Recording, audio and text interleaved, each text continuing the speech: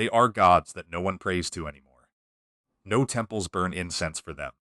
No priest speaks their names at dawn. And yet, 3,000 years after the last altar went cold, almost every person alive can still name them.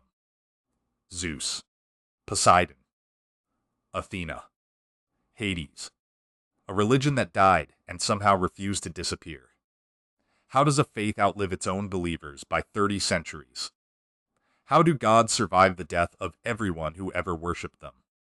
To answer that, we must go back further than the gods themselves. Back before the temples, before the heroes, before the mountains and the wine-dark sea. Back before time itself had learned its own name. Back to the very first thing that ever was, which was almost nothing at all. In the beginning there was only chaos. Not fire, not flame, not the roaring disorder we imagine when we hear the word today. Chaos was a vast and yawning gap. A formless void without floor or ceiling, without edge, without light, without sound. It was the empty space before space, the silence before the first breath. And in that silence, without mother, without father, without cause that anyone could name, the first beings simply came to be. They were not born. They did not arrive. They unfolded out of the emptiness, as if the void itself had begun very slowly to dream. And out of that darkness came Nyx, the night, and Erebus, the deep shadow that fills the hollow places of the world. These early powers did not speak or reason. They were older than thought, older than form. They were the conditions that made everything else possible. The stage, set in darkness, before a single actor had stepped upon it. The first to emerge was Gaia, the deep-breasted earth, the ground beneath all things that would ever stand. After her came Tartarus, the pit far below, a darkness so deep that a bronze anvil would fall through it for 9 days and nights before striking the bottom. And then came Eros, the oldest form of desire, the strange pull that draws separate things together and makes new things possible. Without Eros, the cosmos would have stayed forever separate and sterile, a scattering of lonely powers that never touched. It was desire that would braid them together, and from that braiding, everything that lives would one day come. These were the primordial powers. They were not people. They had no faces you could love or fear. They were the raw materials of a universe learning, for the first time, how to exist. And then the earth, alone and complete in herself, brought forth an equal. From Gaia rose Uranus, the sky, the vast starry heaven, wide enough to cover her entirely. He arched over the earth on every side, and where the sky met the earth, the world took its first shape. Uranus became her husband and her mate, and from that ancient union between the ground below and the heavens above, the first true children of the cosmos were born. But these children carried within them a secret, and that secret would tear the family apart. Their first children were the Titans, 12 of them, vast and beautiful and strong beyond measure. Among them was Oceanus, the great river that circled the world. There was Hyperion, father of the sun. There was Themis, the calm order of law and custom. There was Mnemosyne, memory itself, from whom all remembering would one day flow, and Tethys, mother of the rivers and of 10,000 ocean daughters. And there was the youngest of them all, a Titan whose name would become a warning whispered through every generation that followed, Cronus. But Uranus and Gaia had other children too. They bore the Cyclopes, giants with a single burning eye in the center of the forehead, craftsmen whose hands could shape metal like clay. And they bore the 100-handed ones, monstrous and immense, each with 50 heads and 100 arms. And here the first tragedy of the world began. Uranus looked upon these last children, the Cyclopes and the 100-handed ones, and he hated them. He feared their strength. So as each was born, the sky did a terrible thing. He pushed them back down into the body of the earth, deep into Gaia herself, and refused to let them see the light. He buried his own children inside their mother. And Gaia the earth felt every one of them trapped and groaning in the dark. Her pain became a pressure, and her pressure became a plan. Groaning under the weight of her hidden children, Gaia forged from the gray adamant a great curved sickle, its edge like nothing the world had yet known. She gathered her Titan children around her, and she asked them, "Which of you is brave enough to punish your father? To end his cruelty? To take his power?" One by one, the mighty Titans lowered their eyes, afraid. all but one, the youngest, Cronus. Crafty Cronus, the boldest of them all, took the sickle from his mother's hand, and he made her a promise. That night, when Uranus came down to lie once more upon the earth, Cronus was waiting in the dark. And what he did to his father changed the shape of the heavens forever. With one stroke, Cronus overthrew the sky. He drove Uranus back, wounded and screaming, and forced the heavens to pull away from the earth for all time, which is why, to this day, the sky hangs far above us and never again lies down upon the ground. But as Uranus fled broken, he turned back to his son with a curse that would become a prophecy. "You have overthrown your father," he said. "And so, in your turn, a child of your own will overthrow you." The words hung in the air like a blade. Cronus had won a kingdom, but he had also inherited a fear that would rule him more completely than he would ever rule the world. Now Cronus was king. He freed some of his brothers and sisters, took his sister Rhea as his wife, and for a long age the world knew a kind of peace. Later ages would remember it as a golden time, when the Titans ruled and mankind in its earliest form lived without toil or sorrow. In those days, it was said, men lived almost like the gods themselves, with hearts free from grief, far from labor and pain. The fields gave up their fruit without plowing. No one withered with age. Death came gently like a quiet sleep. It was a paradise remembered by people who had never known it, the first and purest of the ages of the world. But the peace was hollow, for Cronus never forgot his father's curse. Every day he heard it echo. "One of your children will overthrow you." And so Cronus made a decision so monstrous that it would define him for eternity. He decided that his children would never grow strong enough to challenge him. He decided, quite simply, that they would never grow at all. When Rhea bore their first child, a daughter, Cronus took the newborn from her arms and swallowed the infant whole. He did not kill the child in anger. He did it coldly, deliberately, as a matter of policy. And when the next was born, he swallowed that one too. And the next.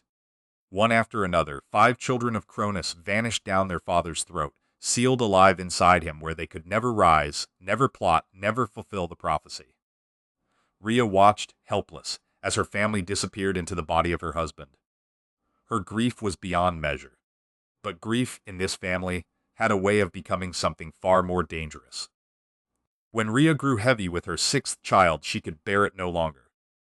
She went in secret to her parents, to Gaia the earth, and to the wounded sky, and she begged them for a way to save the child and to make Cronus pay for all he had done. They heard her. And they sent her away to the island of Crete, to a hidden cave upon a wooded mountain, and there, in the deep of night, Rhea gave birth to her youngest son. She held him only for a moment. Then she hid him away in the dark of that cave, entrusted to nymphs and to the earth itself. His name was Zeus. And the whole future of the cosmos now rested on whether one mother's trick could fool a paranoid king. For the trick, Rhea took a great stone, roughly the size of a newborn, and she wrapped it tightly in swaddling clothes. Then she carried the bundle back to Cronus, weeping as though she were surrendering yet another child. Cronus, who had never once looked closely, who saw only threats and never faces, snatched the bundle from her and swallowed the stone whole, believing he had eaten his 6th child. And so the king sat content upon his throne, certain that the prophecy had been defeated, certain that no child of his would ever rise. He did not know that his true heir was already alive, growing, waiting, on a distant island beneath a mountain in the dark. Year after year passed on that quiet island, and the king upon his distant throne suspected nothing at all. And with each passing season, the greatest reckoning in the history of the cosmos drew, silently, closer. On Crete, the infant Zeus was raised in secret. The nymphs fed him on the milk of a divine goat and on wild honey. And when the baby cried, as babies do, his mother's guardians were terrified that the sound would carry to the ears of the king. So they set young warriors to dance around the cave, clashing their spears against their shields, drowning the child's cries beneath the din of bronze on bronze. And there, hidden beneath the noise, Zeus grew. He grew strong. He grew wise. He grew into the one being in all creation with a reason to hate Cronus and the power one day to act upon it. The child the king had tried to erase had become the king's undoing. When Zeus came of age, he did not march openly against his father, not yet. Instead, he came in disguise, and with the help of a cunning ally, he gave Cronus a potion. Some say it was Metis, wisdom herself, who mixed it. The drink worked upon the king's stomach with terrible force. Cronus convulsed, and then he began to bring up everything he had swallowed. First came the stone, the very stone Rhea had wrapped so long ago. And then, one by one, alive and full-grown, came the children he had devoured. Hestia, Demeter, Hera, Hades, Poseidon. 5 gods, sealed for years in the dark of their father's body, now free, now furious, now standing at the side of the brother who had freed them. The war for the universe was about to begin. What followed was a war that shook the foundations of the world. It is remembered as the Titanomachy, the battle of the gods against the Titans. On one side stood Cronus and most of the mighty Titans, ancient and immovable, fighting from the peak of Mount Othrys. On the other stood Zeus and his freed brothers and sisters, the new gods, fighting from the heights of Mount Olympus. For 10 long years the two sides fought, and neither could break the other. The earth groaned. The sea boiled. The very sky trembled with the noise of it. Whole mountains were torn from their roots and hurled through the air. Rivers leapt from their beds and changed their courses forever. Long after, mortals digging in the earth would unearth the vast bones of the fallen, and never once guess what ancient war had buried them there. It seemed the struggle might last forever, an endless deadlock between the old order and the new. And then Zeus remembered something. Something buried. Something waiting far below. He remembered the children Uranus had feared, the Cyclops and the 100-handed ones, still imprisoned in the depths of Tartarus, buried since the very first days of the world. Zeus descended into that terrible pit and set them free. And they repaid him with gifts. The Cyclops, master smiths, forged for Zeus a weapon that had never before existed. The thunderbolt, lightning made solid, the raw fury of the sky forged into a spear he could hurl in his hand. For Poseidon they made a trident that could split stone and shake the earth. For Hades they made a helm of darkness that rendered its wearer invisible. And the 100-handed ones, with their hundreds of arms, stood at the front of the battle and tore mountains from the ground to hurl at the Titans. The balance had broken at last. Now Zeus struck with the full power of the heavens. He hurled his thunderbolts until the whole world seemed on fire, until the forests blazed and the ocean steamed, and the ground itself ran molten. The Titans could not stand against it. One by one they fell. And when the war was finally over, the new gods took the defeated Titans and cast them down into the deepest dark of Tartarus, the very pit from which the 100-handed ones had come. There the old gods were chained. And the 100-handed ones were set as their eternal guards, so that the ancient powers of the world could never rise again. The age of the Titans was over, and the age of the Olympians had begun. But victory raised a new and dangerous question. Who now would rule? 3 brothers had led the fight, Zeus, Poseidon, and Hades, and the whole of creation now lay open before them. Rather than turn their weapons upon one another, they did something wiser. They drew lots. They cast their fates to chance and divided the universe between them. To Poseidon fell the sea, all the wide and restless waters of the world, and he became lord of the deep. To Hades fell the underworld, the shadowy realm of the dead, far beneath the living earth, and he became its silent, solitary king. And to Zeus fell the sky and the high air, and with it, a kind of authority over all the rest. The earth and Mount Olympus they agreed to share. The cosmos had its rulers at last. It was a strange and fateful bargain. For Hades did not choose the darkness. The darkness was simply what the lot placed in his hand, and he would rule it alone, apart from the light of Olympus, for all the ages still to come. And so the gods made their home upon Mount Olympus, the highest mountain in all the land, its peak lost forever in the clouds. There they built their halls of gold, and there they took their thrones, 12 great gods who would rule the world of gods and men. Zeus the king, lord of the sky and of thunder, keeper of oaths and of kings. Hera, his wife and queen, goddess of marriage. Poseidon of the sea. Demeter of the harvest. Wise Athena, who sprang fully armored from the head of Zeus himself. Apollo of the sun and of music, and his sister Artemis of the hunt and the moon.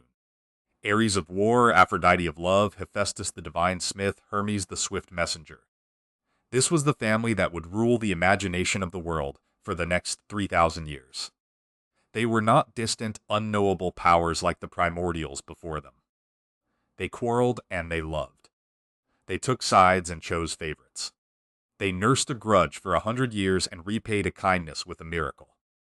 And that, far more than all their thunder, is what would make their stories impossible to forget. Yet a world of gods is not yet a world of stories.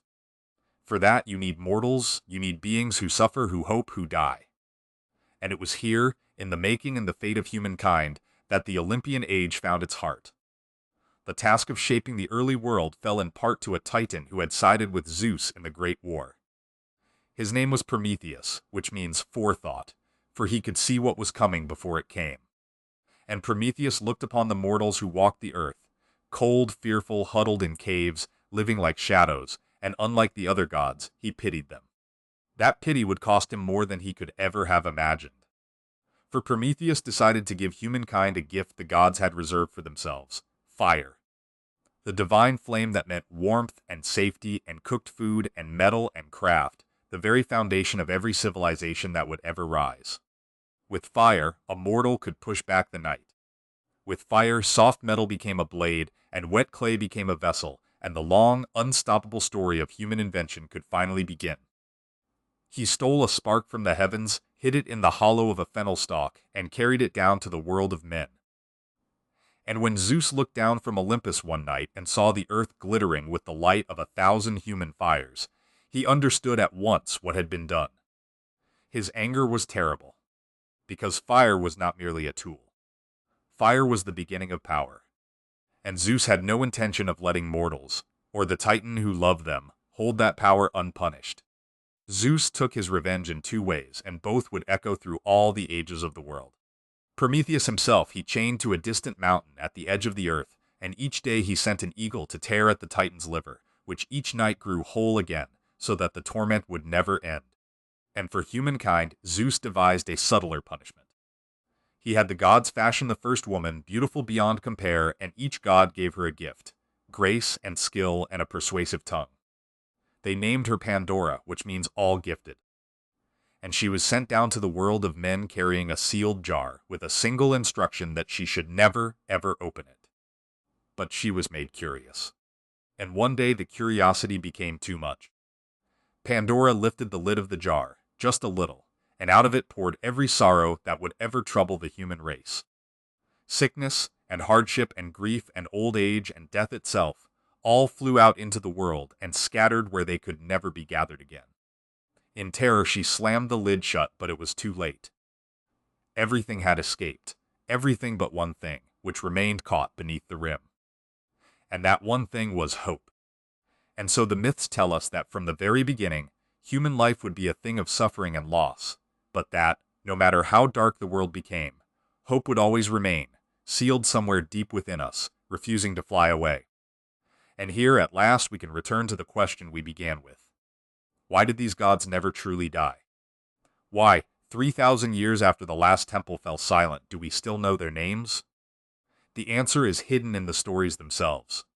Because the Greeks did not build their gods to be perfect. They built them to be us, jealous and proud, loving and cruel, brilliant and foolish, capable of terrible things and of tenderness in the same breath. In the war between Cronus and his children, we see every family that has ever feared its own future. In the theft of fire, we see the price of every great leap forward. In Pandora's jar, we see our own suffering and the strange, stubborn hope that survives it. The temples crumbled. The believers vanished. The sacrifices ended long ago. But the stories were too true to die. They passed from the Greeks to the Romans, and from the Romans into every book, every painting, every language of the West, until they became something deeper than religion. They became a mirror. When we look into the world of chaos and titans and thunder-wielding kings, we are not looking at gods at all. We are looking across 3,000 years at ourselves. And perhaps that is the only kind of immortality that has ever truly existed. Not to be worshipped, but to be remembered. Rest now. And when you are ready, we will travel further still, into the age of heroes, and the mortals brave enough, or foolish enough, to challenge the gods themselves.